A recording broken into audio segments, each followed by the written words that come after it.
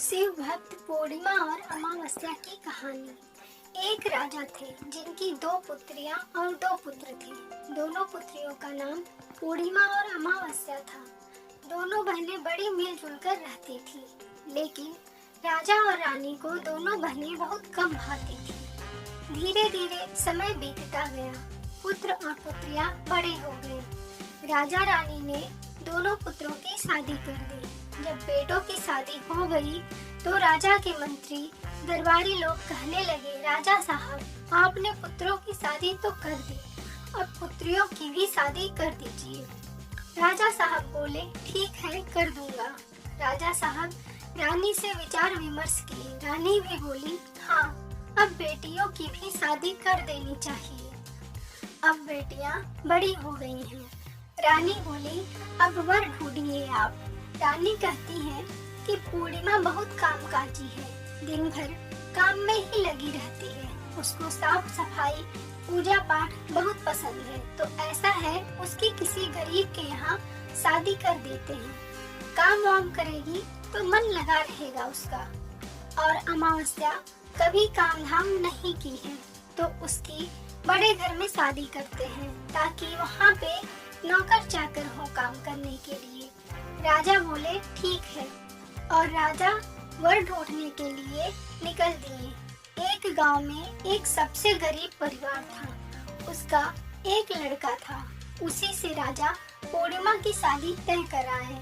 वापस महल आके राजा रानी से बोले, रानी पूर्णिमा की शादी तो तय हो गई है, अब शादी की तैयारी करो। रानी बोली, अमावस्या की भी शादी देख लीजिए, दोनों का विवाह एक ही मंडप में कर दिया जाएगा तो बार बार खर्चा नहीं होगा। राजा कहे, ठीक है। राजा फिर गए अमावस्या के लिए वर देखने। ढूंढते ढूंढते राजा उसी गांव में पहुँचे जहां पूर्णिमा की शादी तय थी। वहां एक राजा का एक ही पुत्र था। राजा उस राजा के पास गए और अमावस्या के लिए बात किए। वह राजा बोले, ठीक है, और अमावस्या की भी शादी तय हो गई। अब राजा महल वापस आए और रानी से बोले, मैं दोनों बेटियों की शादी तय कर आया और अमावस्या के रिश्ते के बारे में बताए। रानी बोली, ठीक है, अब अमावस्या तो अपने ससुराल में खुश रहेगी, पूर्णिमा बड़ी पूजा पाठ करती है ना, अब देखते हैं कि इसके शिवजी क्या करते हैं, अब जाए गरीब घर में रहे। फिर दोनों बहनों की शादी हुई। अमावस्या को ढेर सारे कपड़े, गहने, पैसे दिए राजा रानी ने, और पूर्णिमा को कुछ नहीं दिए। उसको बस 2 जोड़ी कपड़े और 2 जेवरों में विदा कर दिए।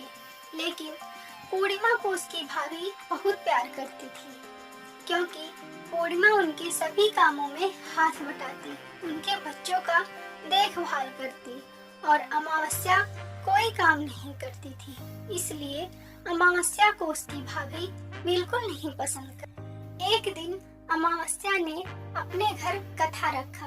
अमावस्या ने पूरे गांव में निमंत्रण भेजा, परंतु अपनी बहन के घर नहीं भेजा। पूर्णिमा अपने घर के दरवाजे पर बैठी थी। तभी एक औरत सामने से जा रही थी।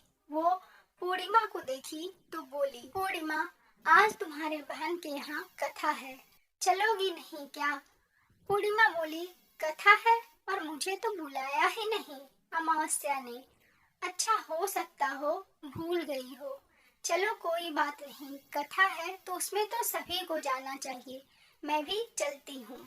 और पूर्णिमा जैसे कपड़ों में थी वैसे ही उठ के चली गई।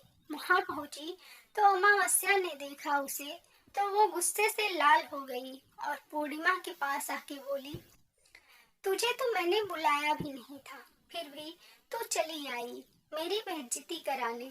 अब आ गई है तो जाके कोने में बैठ जा और इधर उधर कहीं घूमना मत। पूर्णिमा एक कोने में जाके दुखी मन से बैठ गई और मन ही मन शिव जी से बात करने लगी। कहने लगी, हे भगवान, मैंने हमेशा आपका पूजा पाठ किया, पर आप मुझे इतना दुख क्यों दे रहे हैं? मैं कब तक अपनी बहन का अपमान सहते रहूं? कथा समाप्त हुआ तो अमावस्या ने सबको प्रसाद दिया, परंतु पूर्णिमा को नहीं दिया। पूर्णिमा अब बेचारी सोच रही थी कि अब मैं घर कैसे जाऊं। घर पहुंचते ही बच्चे प्रसाद मांगेंगे। फिर उसके मन में आया कि चलो आज मैं अपनी भाभी के यहाँ चली जाती हूँ। वो यही सोचकर अपने भाभी के यहाँ चल दी। रास्ते में उसे एक चबूतरा मिला। वहाँ पे एक तुलसी का पौधा लगा हुआ था और वहाँ एक बुढ़िया बैठी थी, मैली कुचैली वस्त्र पहने। बुढ़िया ने कहा, बेटी कहाँ जा रही? पूर्णिमा बोली, अपनी भाभी के यहाँ जा रही हूँ। बुढ़िया बोली, मैं बहुत वृद्ध हो चुकी हूँ, मुझसे चला नहीं जाता। यही चबूतरा साफ कर देती और तुलसी जी में जल डाल देती।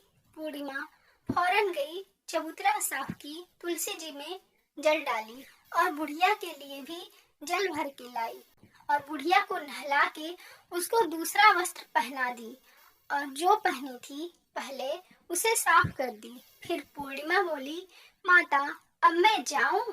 बुढ़िया बोली, जाओ बेटा, पर आते हुए मुझसे जरूर मिलना। पूर्णिमा बुढ़िया को प्रणाम करके आगे बढ़ गई।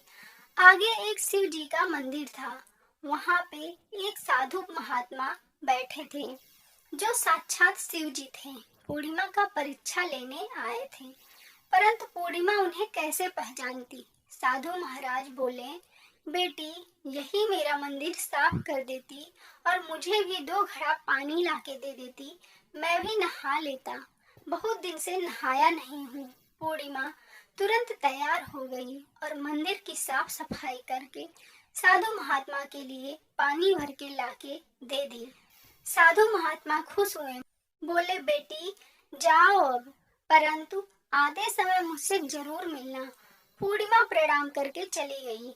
अब आगे जाकर एक काली माता का मंदिर मिला। वहाँ भी एक बूढ़ी औरत बैठी थी। वो भी यही बोली। पूर्णिमा वहाँ भी साफ सफाई की। जो बूढ़ी औरत थी उनके लिए पानी लाई, उनको नहलाई, उनका कपड़ा साफ करके उनका चरण दबाई, फिर उनको प्रणाम करके आगे बढ़ गई। आगे जाकर एक नदी पड़ती थी जिसे पार करके पूर्णिमा को अपनी भाभी के यहाँ जाना था। वहाँ एक बूढ़ी औरत थी जो गंगा मैया थी। वो बोली, बेटी नदी के किनारे बहुत कूड़ा करकट हो गया है, यही साफ कर देती? पूर्णिमा बोली, जी अभी कर देती हूँ, और सब कूड़ा करकट साफ कर दी। फिर उसके लिए एक फूलों से सजा नाव आया जिसमें बैठ के वो नदी पार करके अपनी भाभी के यहाँ पहुँची। भाभी ने देखा पूर्णिमा को, खुश हो गई। वो पूर्णिमा की आरती उतारी, पैर धुली, फिर खूब सारी बातें की। रात भर बीता। पूर्णिमा अपनी भाभी से विदा लेके अपने घर आने लगी तो भाभी ने उसको एक साड़ी और एक पोटली दी जिसमें बच्चों के लिए खाने की चीजें और कपड़े सब रख दी। पूर्णिमा पोटली लेके आने लगी। रास्ते में फिर वही गंगा मैया मिली। उन्होंने पूर्णिमा को बुलाया और एक पोटली दी और बोली, रास्ते में इसे मत खोलना, घर जाके ही खोलना। पूर्णिमा उसे लेके आगे बढ़ी। ऐसे ही काली माँ, फिर शिव जी और तुलसी मैया भी एक एक पोटली दी और सबने यही बोला कि रास्ते में इसे मत खोलना, घर जाके खोलना। पूर्णिमा घर आई तो सबसे पहले अपनी भाभी की पोटली खोला। उसमें से बच्चों के लिए कपड़े, खाने पीने की चीजें सब निकली। बच्चे खुश हो गए। दूसरी पोटली गंगा मैया वाली खोली तो उसमें से हीरे जवाहरात सब निकले। पूर्णिमा देखी, अचंभित रह गई।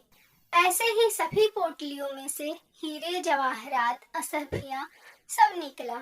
अब तो पूर्णिमा की गरीबी दूर हो गई। उधर अमावस्या अपने कर्मों के कारण गरीब होने लगी थी। एक दिन पूर्णिमा अपने घर कथा रखी और सभी गांव वालों को निमंत्रण भेजा। अमावस्या को भी भेजा। अमावस्या को पता चल चुका था कि पूर्णिमा अमीर हो गई है। अमावस्या आई और अपनी बहन से कहने लगी, बहन तुम इतना अमीर कैसे हो गई? पूर्णिमा बोली, तुम उस दिन मुझे प्रसाद नहीं दी तो मैं भाभी के यहाँ गई थी।